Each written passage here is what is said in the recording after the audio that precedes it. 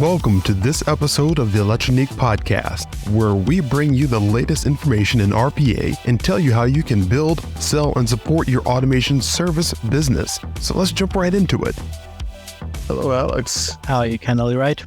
Doing good. Thank you for taking time out of your busy schedule and being a part of this customer success story and the case studies that we're going to be doing for Intellimorph. So really appreciate it. So please just tell us your name, role, responsibilities, and how long you've been with the company. So my name is Alex Tiliridis. I've been with the company since the conception because I'm one of the founders, obviously. But my background is actually in software engineering. I was working as a software engineer for the big four, as we call them, Deloitte and those kind of companies, building big software that works globally. And then basically around 2015, I moved over to the consulting side. And that's when I got very much involved in robotic process automation. And basically since then, it's been my sole focus. So RPA at the beginning and then the other more clever stuff along the way.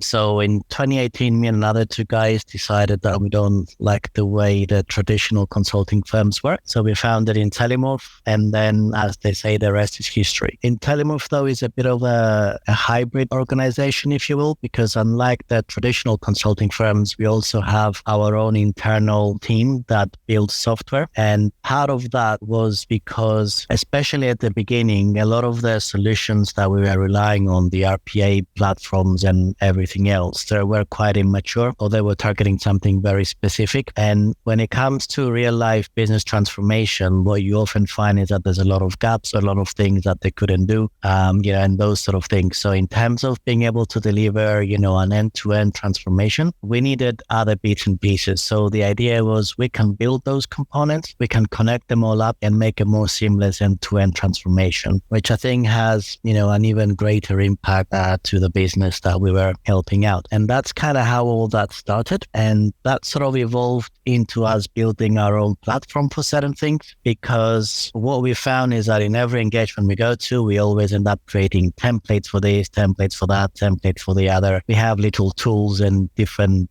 calculators that we go for, different parts of our workflow, like, assess the amount of work there is or the benefits of this automation or, all those sort of things. So what we decided to do is basically take all of those things, convert them into a platform that we can use ourselves to deliver our consulting services, which in essence makes us more standardized as well. And then now, that's sort of grown quite a bit.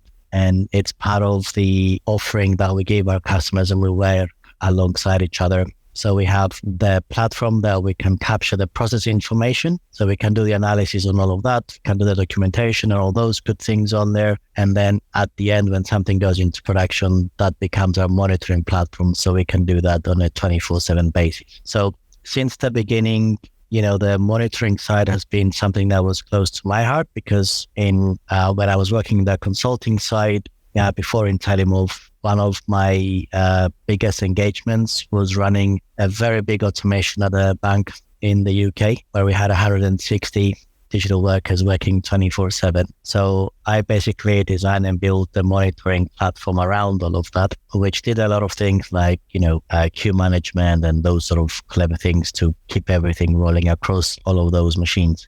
So we learned quite a bit from that. So we built that monitoring platform from zero at Intellimorph, and it's part of our offering as well. So, we've been working with the big three since 2015, but what we've constantly found is that the big three have very solid solutions, but they're quite expensive, right? Now, as things started getting tighter and tighter in the UK market, especially before the pandemic and during the pandemic, then we also had Brexit and all the likes.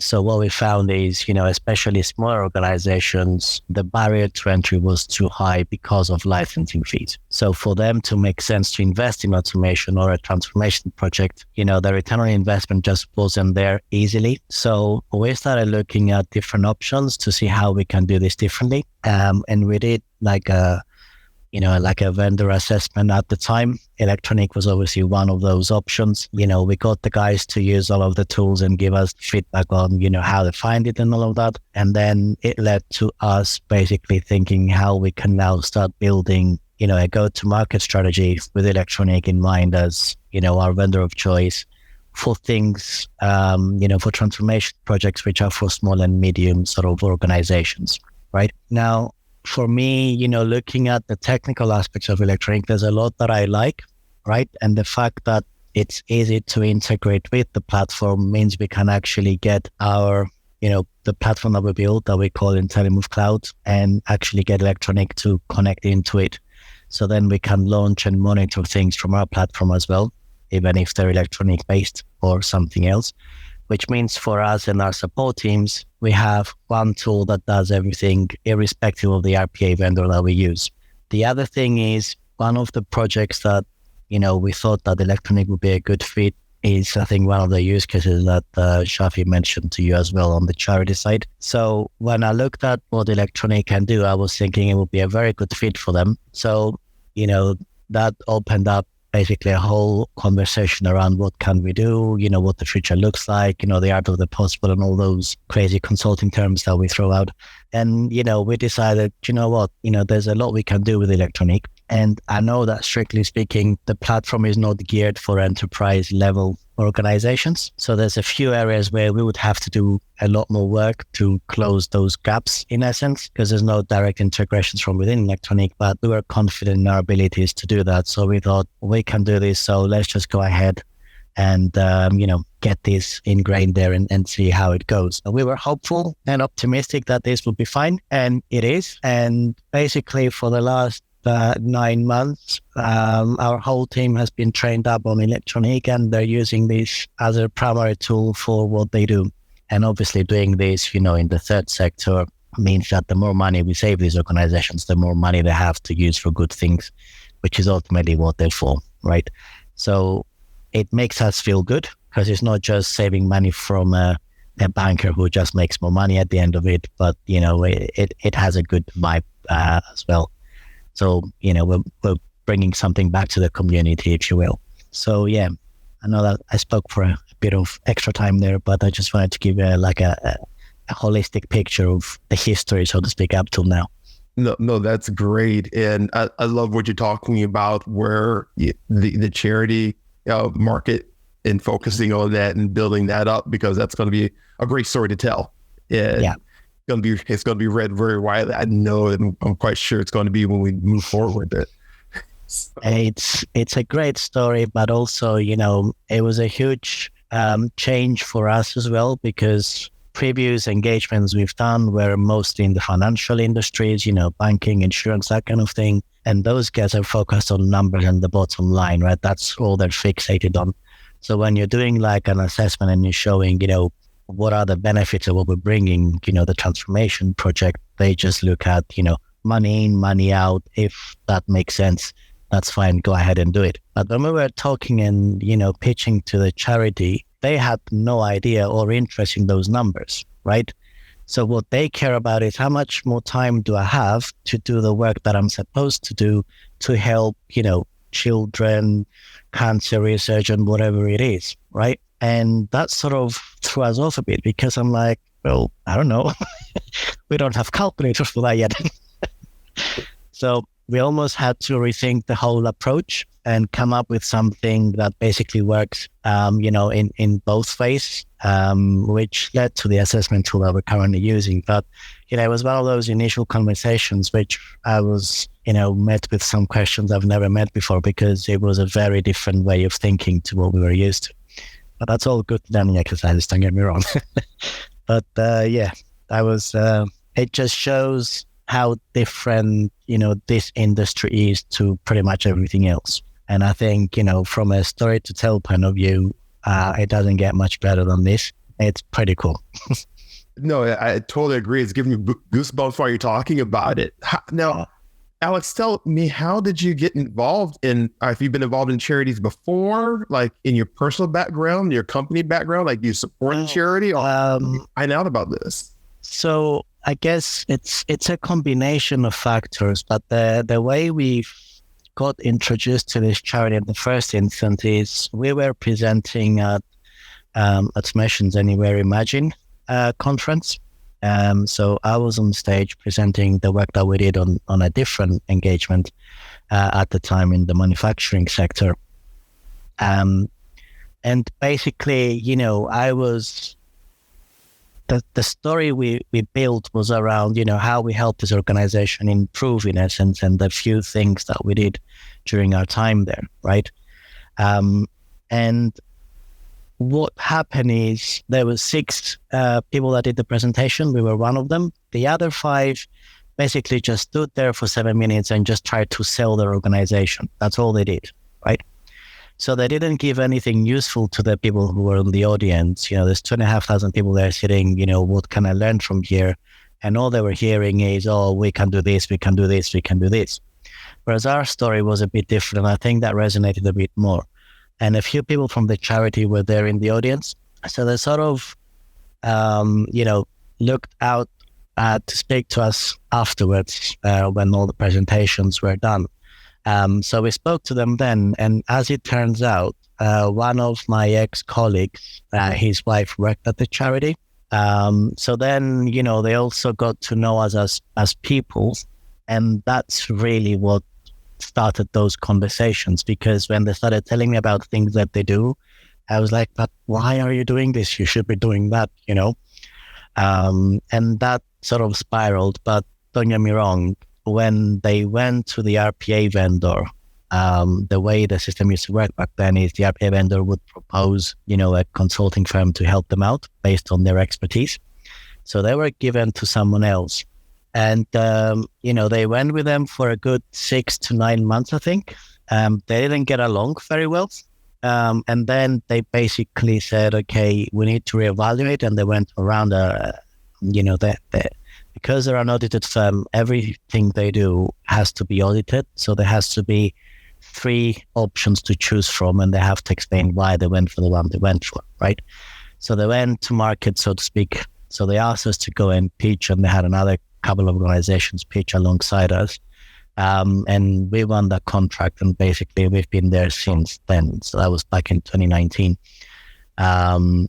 So yeah, that's kind of how the whole thing started. We had no experience in this industry before, but when we started talking to them, I started basically calling everyone I knew, and I said, do you know anyone in the charity? I want to speak to people. I want to learn, what they're like, what they're interested in, and all of that. But they're just generally very good people. The sort of people that want to make a positive impact and a good change for everyone else.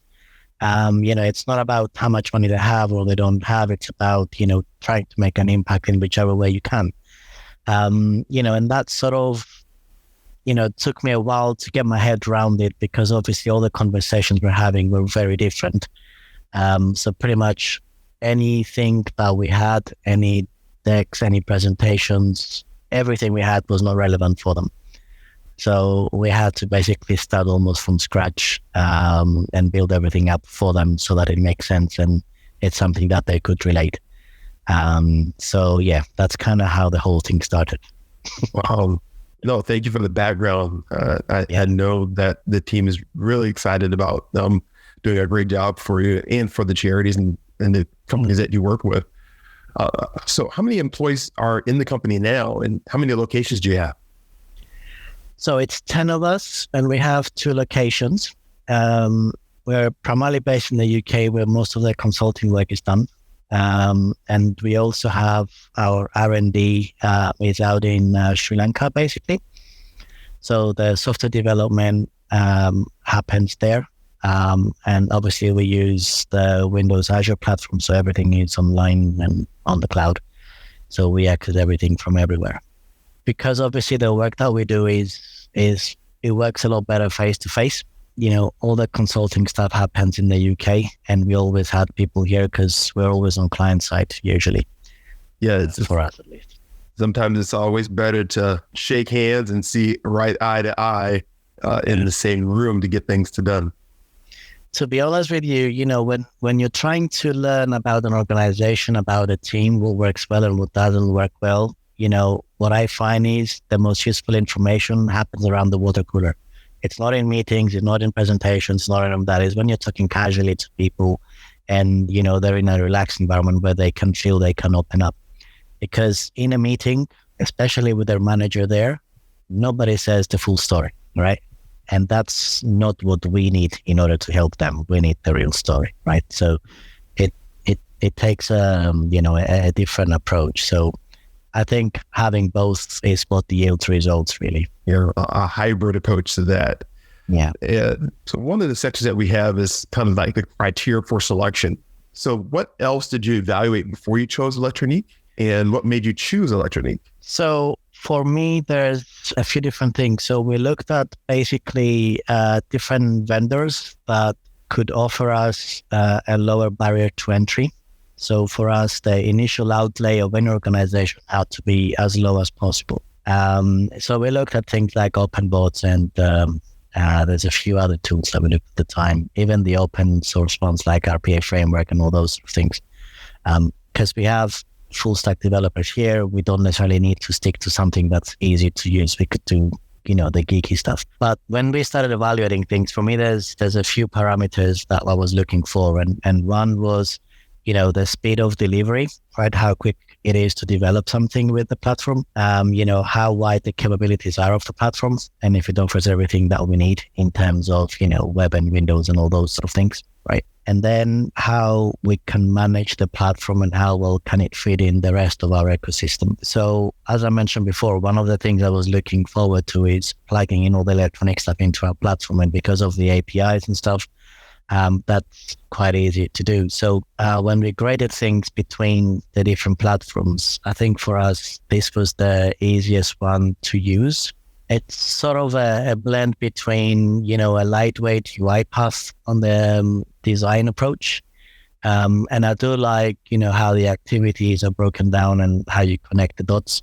But what I hadn't anticipated is actually what this means is a quite a fresh approach to how you do things, because obviously, for instance, like how the error handling works is very different to everything we were used to before. So again, with every new platform, you have to learn and adjust accordingly. But we've taken a lot of the learnings from, our experience, and we've tried to put as much as we can around ElectroNeek. And that was one of the things that we're looking forward. So for example, how do we make templates in code that we can reuse in other places to speed things up, right? So to give you an example, when we start a fresh project, we don't start from scratch. We have a template that people pick up. It's already linked up into our monitoring solution and the documentation and all that stuff. So they have a lot of the bulk already done, so they can start building the process that they need to do, but it's already onboarded into all of our stuff. So they don't have to keep, finding and writing all those things up. So this was, again, one of the criteria we looked at. And because we had the option of importing things and sharing those activities, for me, it's an area that ElectroNeek scored highly. It was also perhaps the fastest to develop in, which I liked. And the fact that it's built basically on JavaScript, for me, that means that on web-based stuff, it would have been really good, and it is. And we're seeing more and more web and online, cloud-based systems being used. So I thought as time goes on, that will be an advantage that keeps growing. So I felt, there's quite a lot here to help us choose ElectroNeek over something else.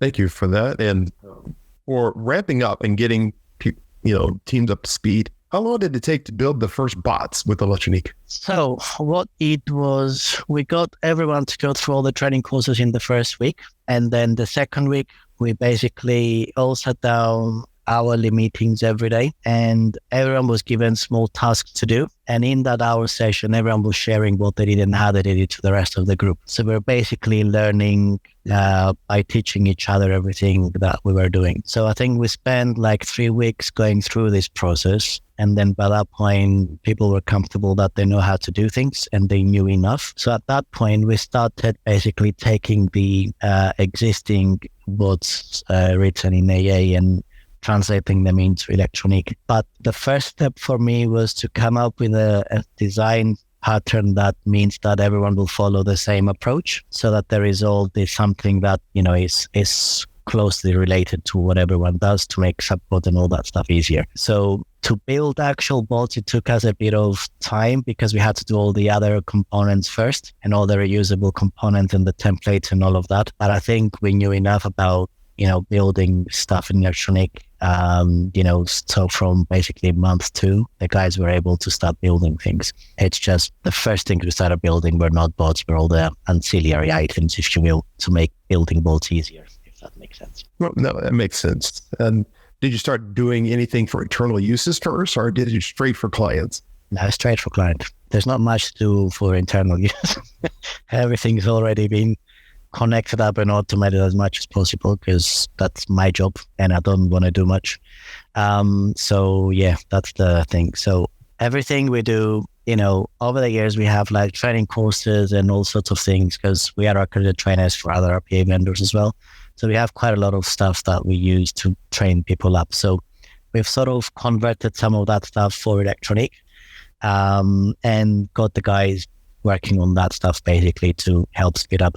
But I think, trying to embrace the remote working on this aspect, having those knowledge shares every day, an hour each, when people can go through everything they've done and show their approach. I think people learned quite a lot from that, because they could then say, oh, you did it this way, I did it that way. Why did you do this? Why did you do that? But what we didn't know at that point is obviously what happens when you put all of these things in production and working 24/7, right? And that's not something you can learn until we get to that point. So when we built the first bots, we ran them in parallel to the original ones. And we're basically comparing the results, the outputs between the original and the new one. And we had the new ones working on their own, on a loop basically, to see how we can break it and, what we can learn in that area. And there's a few things that came out of that, which we basically took back to, the design in essence, and say, okay, we do this way, we do this that way, and so on and so forth. So, we've evolved how we do things over time, obviously, but that's part of how I expected things to go, to be honest. And how do you identify automation opportunities with your clients or with your prospects? So we have a team that works generally with the customer to, pick those things up. We call there's 2 steps that we go through. One is business understanding and the other one is process understanding. The business understanding part of our workflow, basically, we go through conversations with the team to try and understand, what's working well, what's not working well, and then try and look at patterns. If there's something you can fix at a wider scale, that will have a much bigger ROI for the team than just focusing on little bits and pieces. And then obviously you start talking to the team and the individuals and try to identify, high volume things that they work on, things that cause friction or cause delays, or things that miss deadlines, any quality related stuff, those sort of things. And you slowly start finding, the things that would help improve, how the team works and how well the team feels, if you will, like the mental aspect of it. Because for me, that's quite an important aspect, largely because RPA and transformation has a very negative outset that, the robots are here to replace us and take our jobs and we're going to be redundant, right? So everyone always talks about the Terminator and Skynet, right? And what we try and show is that, in fact, that's not what happens. What happens is you have happier humans doing better work and better quality outcomes, because if you work clever, you get to do that. But in order to do that, you have to get rid of the stuff that machines can do better than us and focus on the things that we're better at doing. Okay.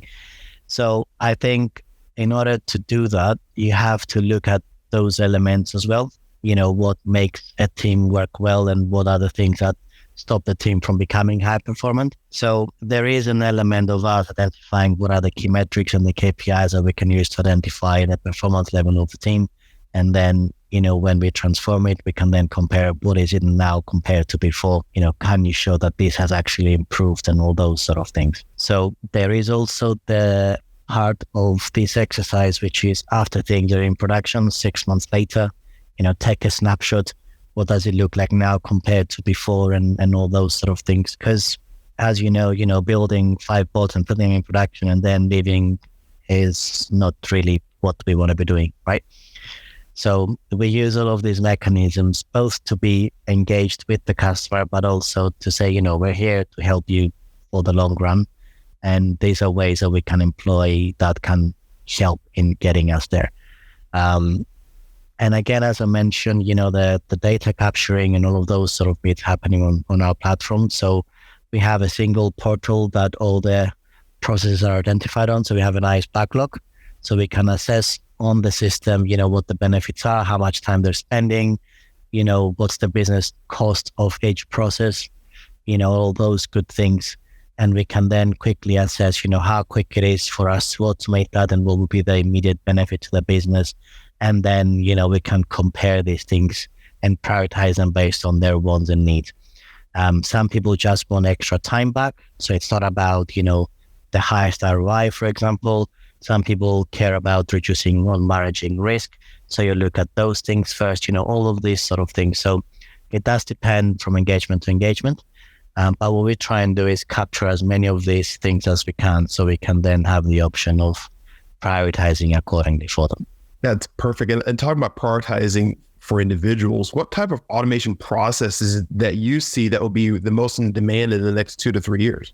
Interesting. So I think there's a few bits to this. And I think as time goes on, one of the things which is, in my view, missing more and more is that, the reporting and the analysis side of the world more than anything else. And the reason I'm saying this is because obviously the way we work now is extremely different to what it was 3 years ago, right? Pre-pandemic, for example. So with most organizations are basically adopting a hybrid working way, maybe 3 days in the office or people working flexibly or whatever it is. A lot of things are done differently. Communications are more, written down now as opposed to before. Not necessarily in email form, but, instant messaging and chat and, all those sort of things. So I think the way we work is changing quite a bit. But also the way we report what we've done and what we found is also different, because it's not now as it was before, where you would turn to your manager and say, hey, I did this, or hey, I did that. That just doesn't happen anymore in the same way, right? So I think there is an element of,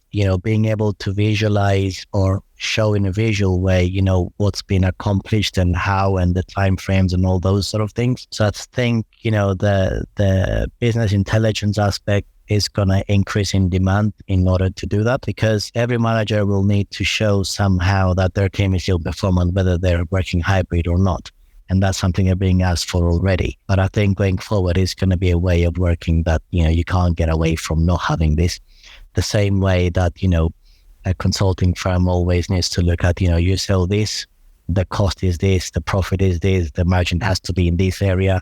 Otherwise, you don't go ahead, right? So I think it's one of those things. It's going to become the norm and the business as usual. In terms of processes, though, that you mentioned, I think with everyone working more and more online and a lot more organizations being technology ready, depending on how far ahead they are with their technological uptake, if you will, they're going to be at different stages, right? Especially smaller organizations, we find that a lot of them fit into categories. The ones which have been around for some time, which are predominantly using older technologies and less cloud-based stuff, and then the new organizations which are predominantly cloud-based stuff. So for the cloud-based or the cloud-first approach, these organizations are a lot more ready to take advantage of integrations with other systems and taking, automation to the next level. Whereas the other ones, there's going to be, I think a bit of moving from one system to the other, or upgrading what they have, or, moving to new ways of working. So I think for those organizations,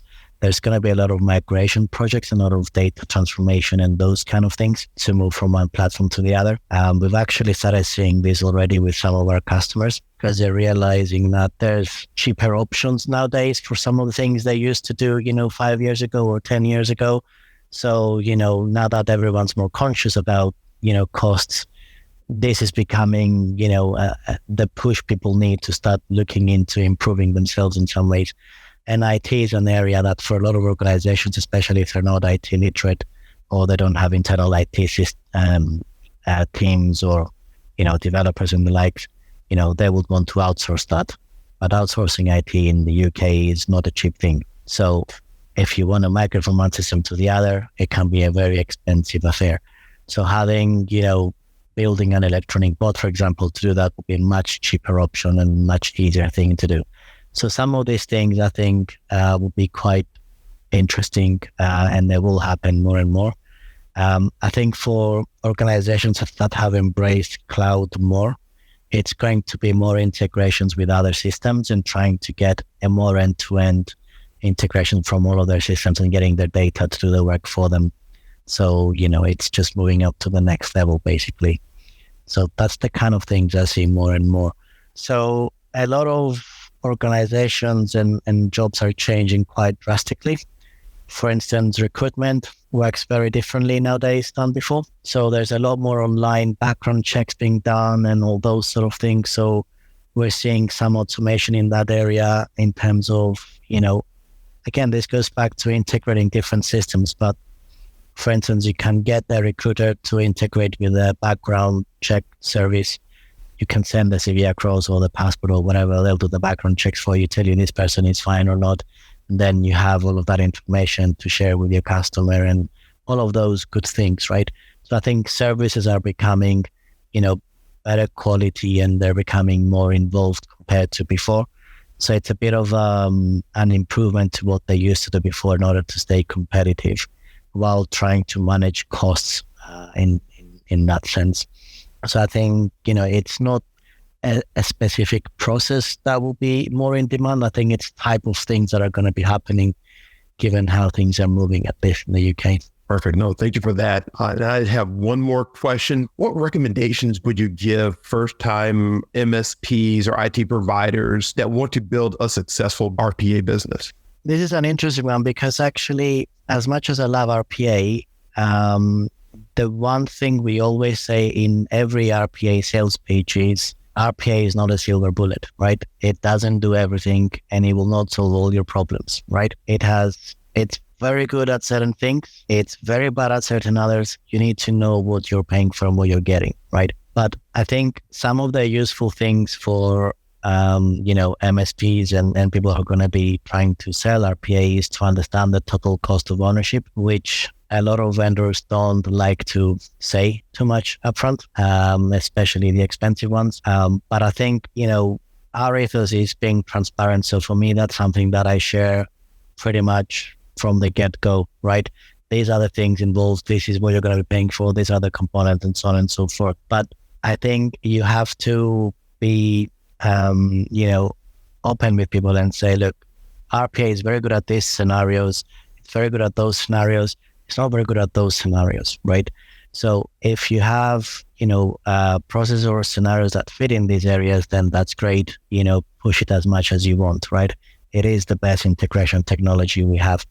But, some organizations would benefit more by having an alternative option and say, instead of forking out an RPA, maybe we need to invest in integrating our systems better through something different, which is fine as well, right? So I think it's not for organizations that have, strong technical capabilities. It becomes another tool in the toolbox, right?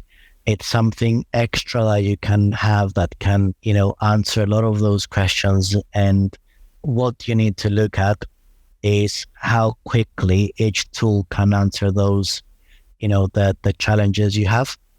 And I think you'll find that RPA is very good at a lot of areas, but there are areas which is not as good as some other technologies. So that's how you choose. But for us, when we talk about any of these things, we always start from, what's the problem? What are you trying to solve? Let's look at a bigger picture, and then we slowly go down to, break the problem down to the different components, and then we see what technology makes more sense, right? I wouldn't start a conversation by saying, buy RPA, it's the best thing ever. Even if it is, nobody, from the business point of view, will be understanding what you're talking about. Totally agree. Well, thank you for sharing with that, Alex. It was great. Alex, thank you very much. Like we said in the beginning, now begins the follow-up process and the refinement. Sounds good. If anyone has any questions, feel free. Wonderful. Thank you very much. And thank you everyone for being on the call. Appreciate it. Thank you for listening to this episode of the ElectroNeek podcast.